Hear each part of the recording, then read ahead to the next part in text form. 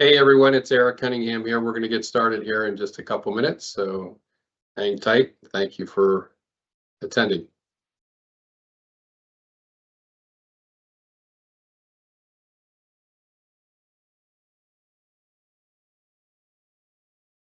We've got the Atlantic 10 conference in Pittsburgh, basketball.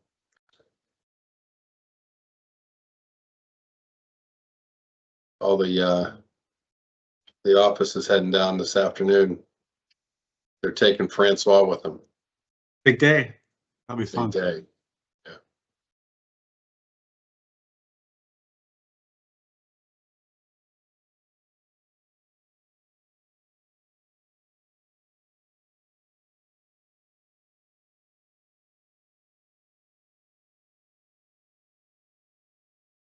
Just give it another 20 seconds and we'll get started. All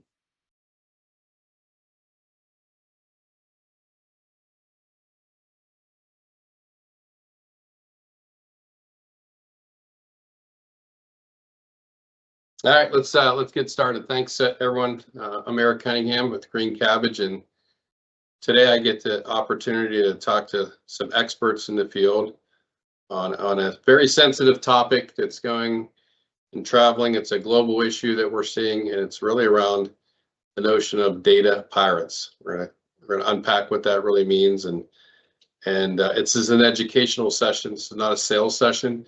And I really highly encourage you to, if this is anything you want to take offline and have a conversation with us, we certainly welcome that as well too.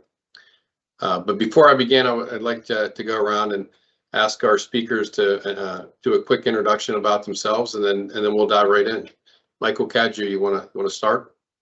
Yeah, sure, absolutely. Hi, everybody. Mike Cadieux. For those who don't know me, I'm the former Chief Procurement Officer for Publicis Group Holdings, the second or third largest advertising company in the world, and got about 25 years of experience, about $3.5 billion of indirect spend.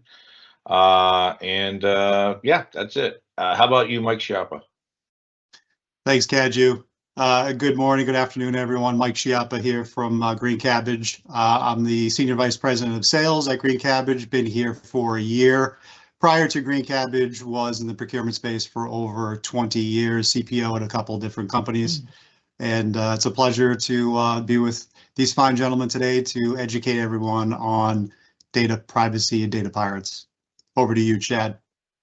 Thanks, Mike. Chad Johnson here, VP of Sales for Green Cabbage. Like Michael Cadieux, not quite as old as Cadieux, been in procurement for 25 years. A former Chief Procurement Officer at Centene and Humana. And pleasure. Over to you, MK.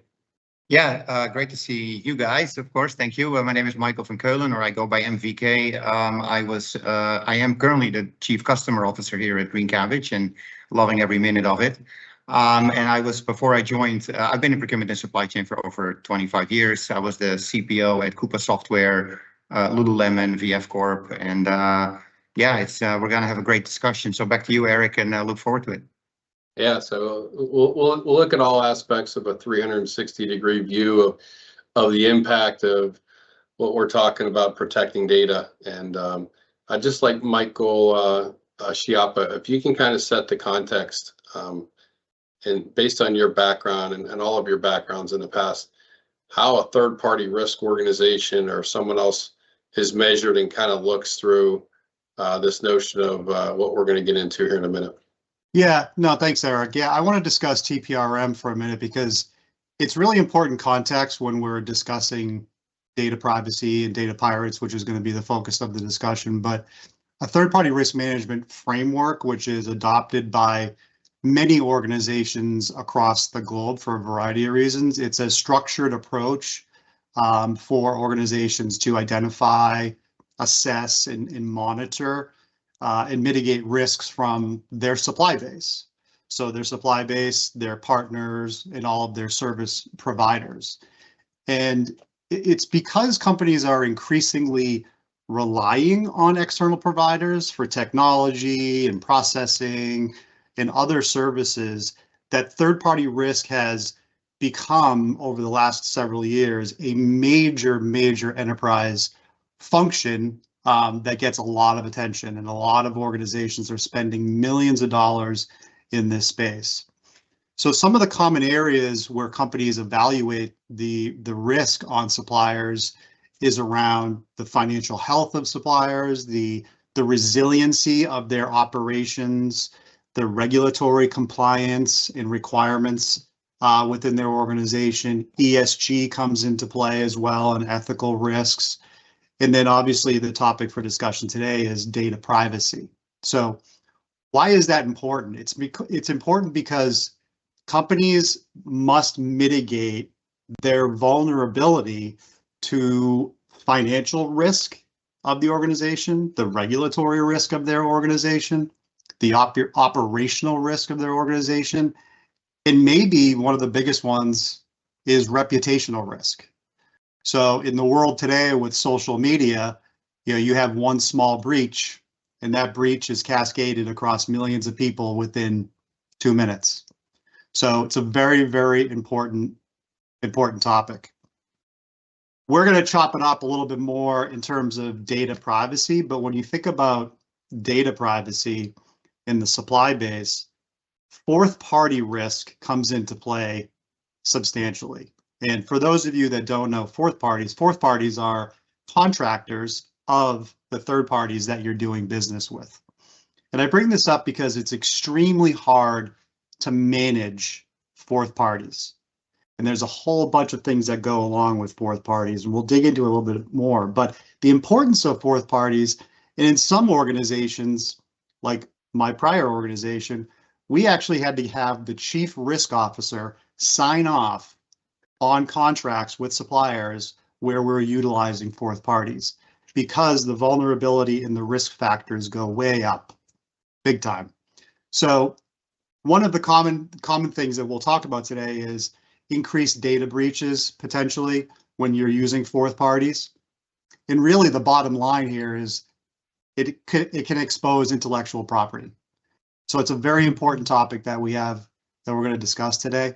But overall, third-party risk management is here to stay. It's going to continue to get more and more robust and get more attention across organizations all over the globe. I'll ship it back to you, Eric. No, thanks, Mike, for setting the stage here. And so I'll go to you first, MBK. Let's talk about, what does data piracy mean to you? I mean, what does that mean to you, and from your lens? Yeah, great framework, Mike. Yeah, thank you. Look, as a CPO, there's two types of data risk or data privacy risk, right? You got the stuff that's internally, that you're trying to manage internally with your employees and avoid shadow IT and those types of things. And that's, I think, one element. The element, of course, as a CPO that you're mostly concerned about is external. Every time you bring in a supplier, you introduce risk to your company, whether you like it or not. And so what I think our responsibility is, our fiduciary responsibility, I'd almost call it, is to make sure that you contractually have the right terms and the right conditions that have the framework, or the, hey, how are we going to work together, and how are you going to ensure that whatever I'm sharing with you, whether it's contracts or it's data or it's employee records or any type of data that I'm sharing with you, that could be information about the way your product comes together, your manufacturing and data, and anything that I'm going to be sharing with that respective supplier is considered sensitive data, because it's data that is unique to my business and potentially gives me competitive edge. So you want to make sure that you contractually have the right framework and the right trust that supplier is going to treat my data with the absolute highest level of security. Now, those could be things like SOC 2 certification, pen testing, what type of internal controls do you have to avoid any kind of breach in your environment that could expose my data to somebody that breaks into your environment. So that's the first thing, is to have the right contractual framework. The second thing is that you can do as a CPO is identify what type of risk am I introducing into my environment. So at my prior employers, when I joined, we had a lot of 1099 contractors. And the first thing that we had to do was identify with my head of GRC, hey, how many 1099 contractors do we have? And we realized we had over 150 at my prior employer, And we made the conscious decision to just eliminate that. And the reason why is we didn't even know in some cases, do they have a legal entity? How long have they been with me? Are they actually smelling and walking like a duck? In other words, are they truly an employee, but I'm not treating them as an employee? Are they unique and are they exclusive to me or not? What are they doing with the data that they're accumulating in my organization, and how do I protect this organization? And how do I make sure there's exclusivity? And then I'll pass it on to maybe to Chad, and you can chime in. But we had to raise the bar, and we basically decided no 1099 contractors anymore, and we eliminated them all. And either we took them on our own payroll, or if we didn't need those employees as on our payroll, we actually employed them through an agency, through an agency of record. Very, very critical. Over to you, Chad. I'm sure you have some other stuff to chime in. Yeah, the epiphany I had when researching this and talking to the team here was, we all know as in procurement that there's 1099 contractors in facilities, in design and construction, and janitorial. That's a given. What I didn't understand in this conversation is the depth that is happening in your IT stack, in your market intelligence stack. And what Mike said, everything we do is built around third-party risk management for your primary partner, for that third party that you're contracting with. But when it gets to the fourth party with who they're contracting with, that's when typical SOC 2 security questionnaires, controls stop. And the whole point is is you need to start asking questions in your IT stack, your market intelligence provider, who are they using as a third party? It's happening more and more and more, and we're just trying to shine a light on it. Back to you, Eric. Yeah, Sorry. no, great. MVK, I'm going to go to you for one other question. We talk about the data and we talk about fourth parties. Why don't you tell the audience what governed data really means, and how governed data is important to the clients that are out there before they contract with these types of firms? Yeah, what I always want to know, and this is not a sales pitch about Green Cabbage, but what I always have believed in is I need to do business with a company where my data is governed, secured, controlled, reliable, relevant, so that whatever I ask of that respective organization in terms of, hey, can you provide me with some level of intelligence or some level of insight that I can then take back into my respective organization and action upon, is that I need to know that the underlying data is trusted, is structured, is governed, has the right guardrails, is relevant, is not stale, so that when you actually then start to make business decisions based upon that data, that I understand what is feeding the algorithms and what is feeding the prescriptions and the outputs that I'm actually going to then use to basically go to my executive team or my stakeholders and provide them with a strong point of view on which direction we should go as a company. Now that applies to technology. I've been in retail. At my old company, I supported, FMCG. I've been supporting car industry, Rivian, for example, or like, how do we provide those customers in that case, but me as a customer, as a consumer of the data, with the insight and the intelligence that's meaningful and relevant to what I'm trying to solve for. I think that's what that means to me. Very good. Michael Cadieux, given your background in the advertising and marketing agency, can you kind of talk about how the association with data piracy is very relevant and very much of a concern, because we get this a lot in that particular spend cube. You want to talk a little bit about that?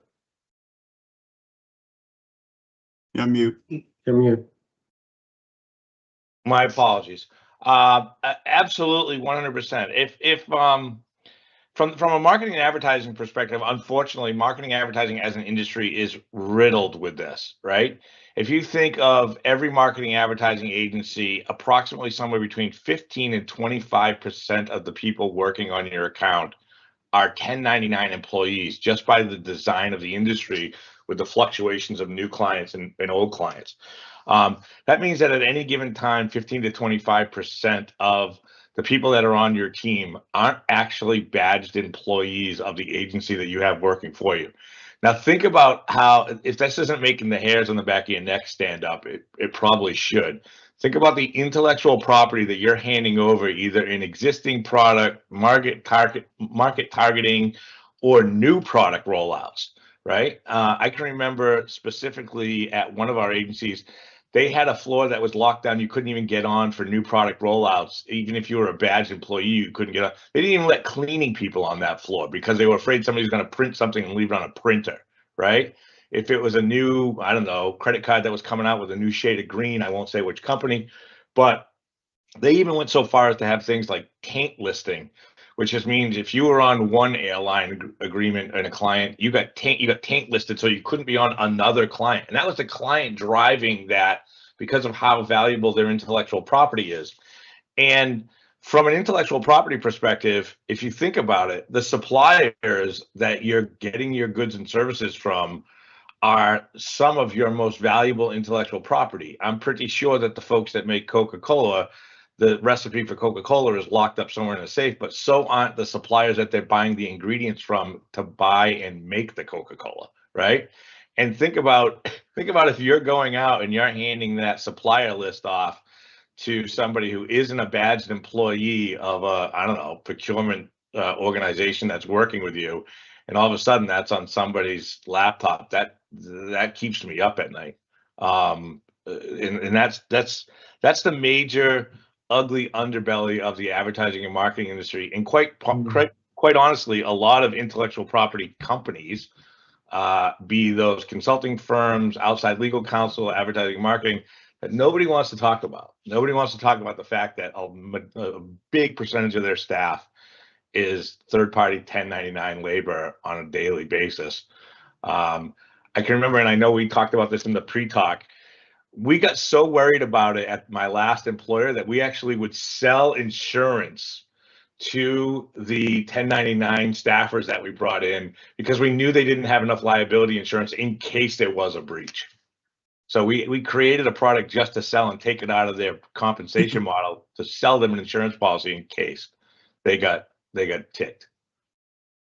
Mike, I interviewed somebody a couple of weeks ago and for a specific role here at Green Cabbage, and she claimed that she worked for several different competitors of ours, and she was a 1099 contractor for years. And I asked the single question, are you downloading that data on your laptop? And I think that's one of the reasons that really got me interested in this topic with you guys today too. And the answer was, it started with a why.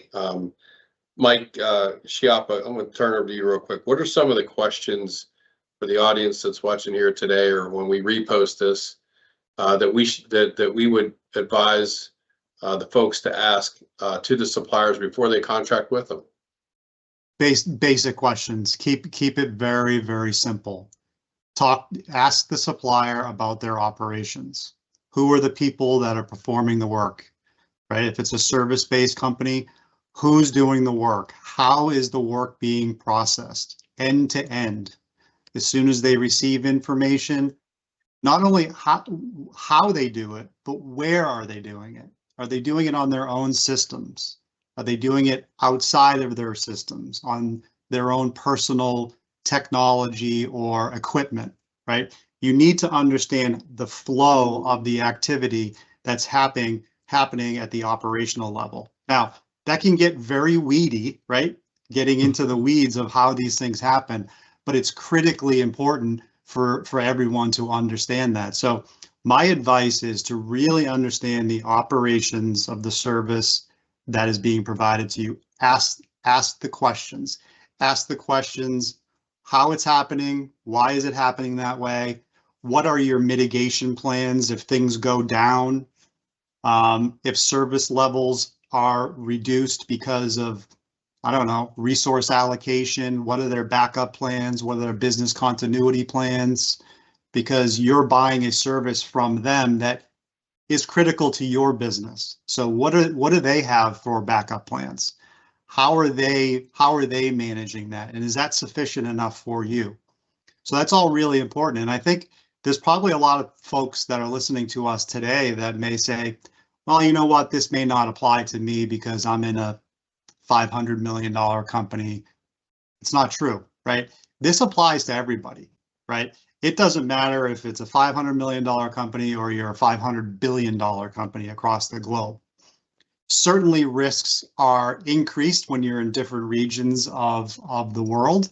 There are different factors that come into play. But at the end of the day, there's risks for all of us. It's up to you to identify what those risks are. And then once you identify those risks, how are you going to continuously monitor those risks with that supplier, right?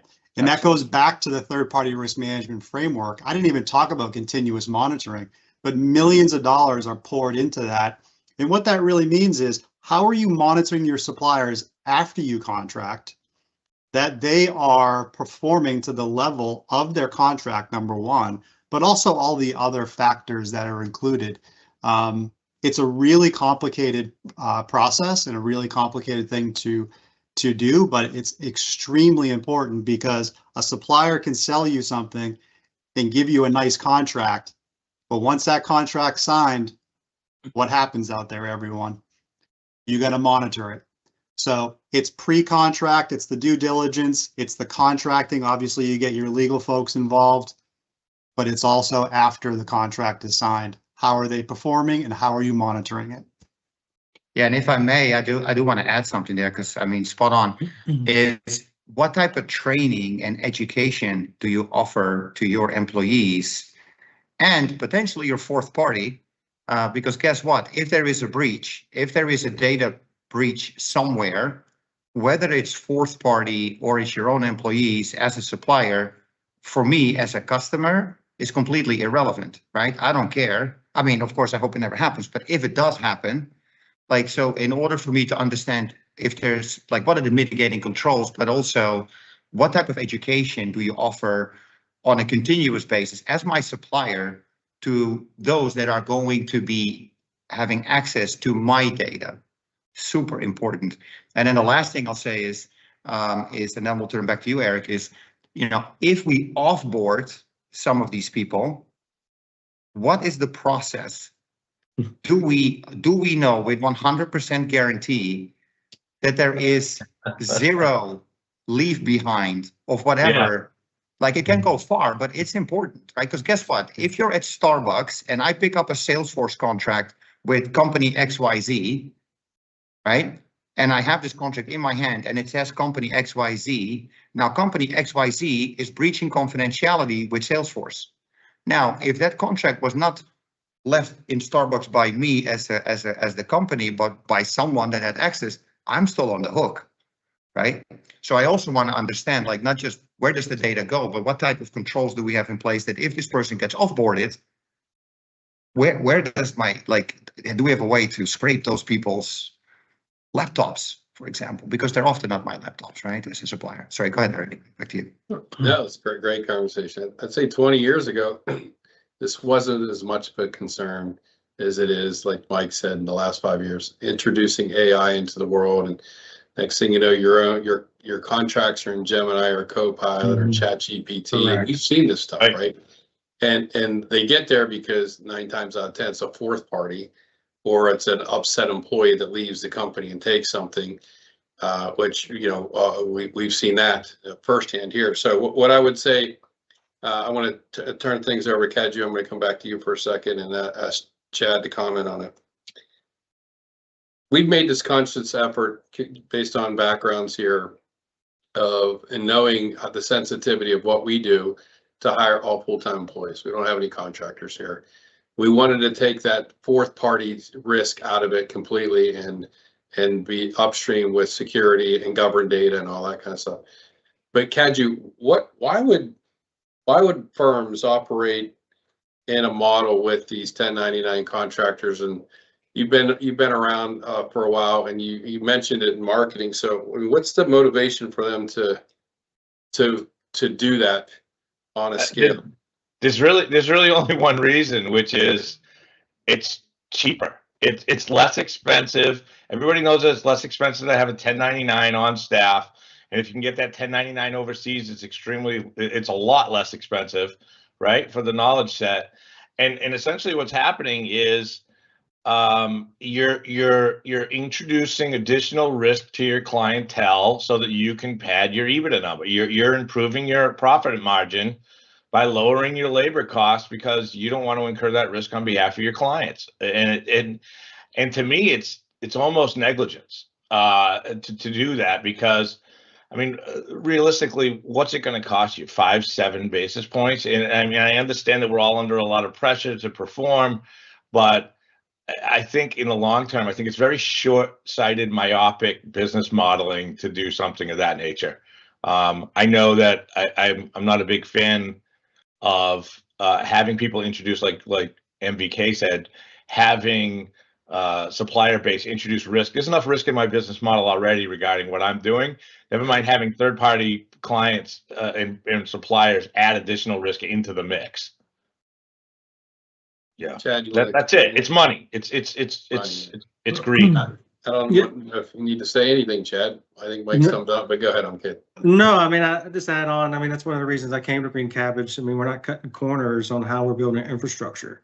It's customer first. It's customer centric. It's data privacy centric. We're not trying to be the cheapest in the market. We're trying to be the safest and the best, and that's something that resonates. I mean, supplier data, financial data, that's extremely confidential. Anybody would acknowledge that. And when you're letting that out of your building, it needs to go to a third party you can trust, not someone who's turning it over to another third party that you can't monitor, you can't govern.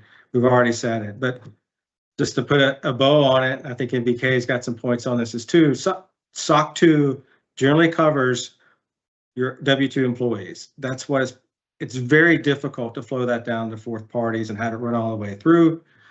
And you need to think through your limitation liability language with that particular third party. If they're giving a lot of data to the 1099s, you need to think about your cyber insurance.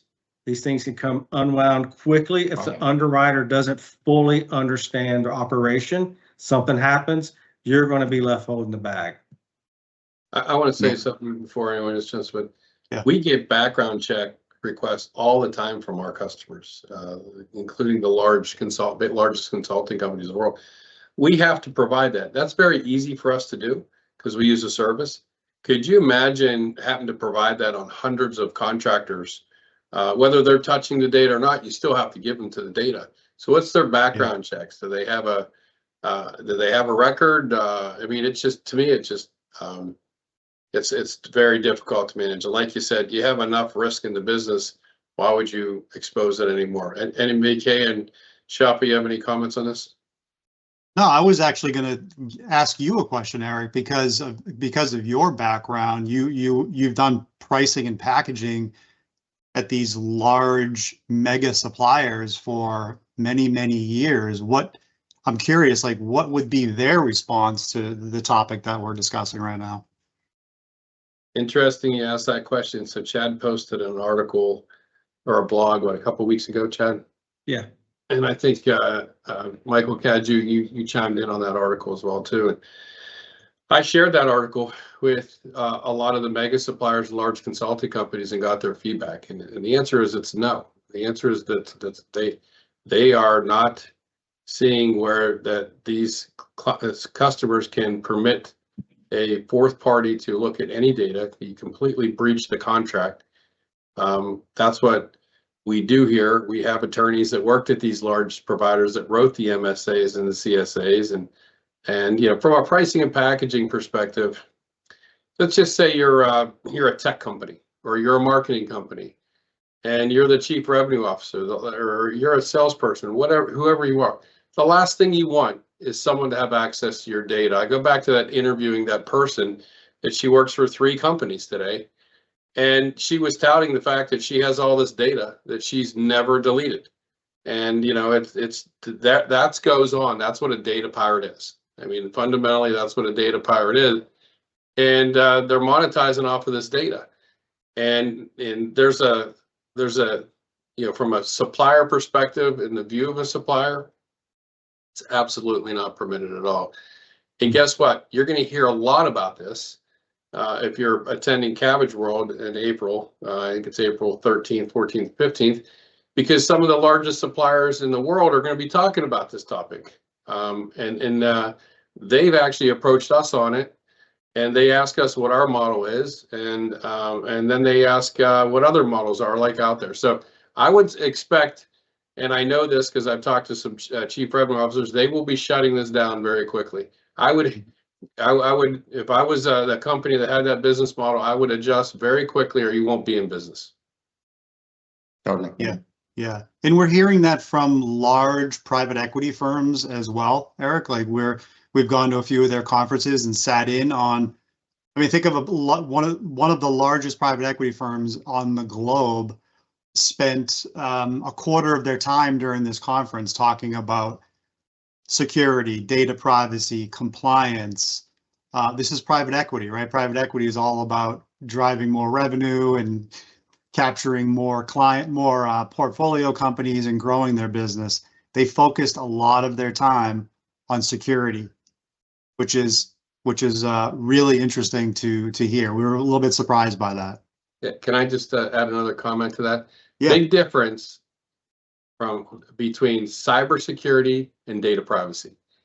Yeah. And what we're starting to learn in the industry is that a lot of our clients are intertwining those, and it's a completely separate use case of each of those as well too. Data privacy is very sensitive. Data, very, very sensitive. Cybersecurity, we get it. I know we pay a big cybersecurity invoice every year, every month here for cybersecurity, but you can't put data privacy and cybersecurity in the same sentence, and a lot of our customers are doing that. So that's our job to kind of help educate them on why there's a difference. Yeah. Eric, just to dovetail off of that for a second, I can remember actually going back to the insurance underwriters and showing them how we created these walls associated with 1099 staff, and showing them, hey, we're giving them our own equipment. It's shared and stored on our servers. It's everything that we could do to do that. And still, as we brought people on, or as we turn them into full-time employees, you can go back to your insurance companies and renegotiate your payment, your premiums, because of the fact that you're instituting better policies for safer, because the risk is going down, right? I mean, insurance is risk, and the lower the risk, the more you should be going back and going to your insurance company and reducing your premium costs. I'm sure somebody in the finance team will love you for doing that. Absolutely. Yeah. Absolutely. What other comments or questions do you guys have? I think the other thing maybe I was gonna, sorry, Mike, real quick. I was gonna just chime in. What I've seen over the years as a CPO, and of course most recently at a tech company, and I'm still with the tech company now, but where I was before, is in the very beginning of my CPO journey, I would rarely talk to the head of global risk and compliance. It was mostly around environmental and social governance. It was ESG for the most part. At Coupa, we would have a monthly cadence call with our GRC team, and where we identified what type of risk we would have. And the number one risk was around data. And yes, of course, cybersecurity and cyber risk, to your point, Eric, I think you said that really well. Yes, that's a big deal for any tech company, right? How do I avoid anyone from coming into my environment externally and start accessing the data of my customers? Obviously, super critical.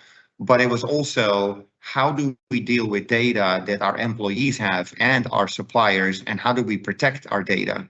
How do we do that? And it made its way very quickly to the top three. And we had to really come up with really good mitigating controls around that. So I've really seen this topic just become super, super critical. To your point, Mike, in your conferences that you attended with private equity, I've seen that firsthand as well in my prior employer, for sure. Yeah, and it's just going to continue to increase. It's funny if you look at, for an example, you look at the third party world, right? The 1099s, consultants, et cetera, and how these companies manage them. They put tons and tons of money into buying a technology to manage these contractors. They manage their badge access. They manage their access to systems. They manage everything, and they're all contractors of that employee. And then they have services that help manage them, like managed service providers, and then they build teams internally. But yet you then go to do a contract with another supplier, and then they start hiring contractors in the fourth party side. Where is the monitoring? Where is the rigor that's involved there? So it's an interesting balance how this is transpiring. But that piece of the fourth party, it goes back to what I was saying before, asking the right questions. You spend all this time and energy for the contractors that are directly working for you. What about the contractors that are working for the suppliers? Yeah, Mike, I'd say asking the right questions is great, but some companies are in a pickle right now because they didn't ask the right questions and they're in contract with these types of firms. The firms don't disclose it up front. It's the unknown. They don't know who's working on their data. They don't know who's doing it. Their names aren't on the reports. Like, they don't have access to these people. So that's where the gotcha really goes. And, I get it. Some people have been, there's firms out there that tout these contractors, like, because they're subject matter experts. Well, there's a lot of subject matter experts out there. But the thing about it is these subject matter experts are working for more than one firm too. So they're exposing additional risk when you get into this whole thing. But no, I love the conversation. Any other final comments, thoughts? More to come. This is going to be a big thing for us, moving forward. And we're happy to share how we govern data at Green Cabbage, and a lot of new announcements that will be coming here in the next couple weeks. We're about 4 weeks away from Cabbage World. Mm-hmm. So you might see some new stuff from us there. Anything else before we sum it up, gentlemen? Good. I just think this is a no-brainer, to be completely candid with you. I mean, I don't know about the other. You got 4 chief procurement officers here with over 100 years of experience. I don't know about you guys, but my office was always behind a locked door, and we didn't even let the cleaning people in there because we were afraid we'd leave a contract on a desk, right? I mean, if you're at that level of security physically, where you won't even let your own employees into where the procurement people are or the cleaning people, why on earth would you do that with your supplier base? I mean, we're doing background checks on cleaning people, never mind third-party vendors that we were bringing in. To me, this is just a no-brainer. It's like, okay, I'm going to lock down my physical location and shred everything and frisk my employees before they leave for the night.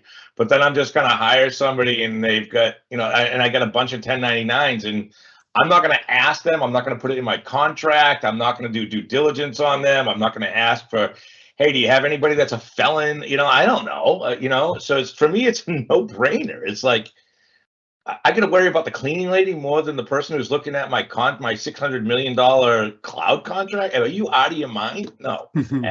Hard no. For me, it's just a no-brainer. That's my sorry. You must have watched Night Agent on Netflix. That's really relevant to what you just said. But thanks guys. Appreciate the time, and I will double click on what Cadieux said. The experience.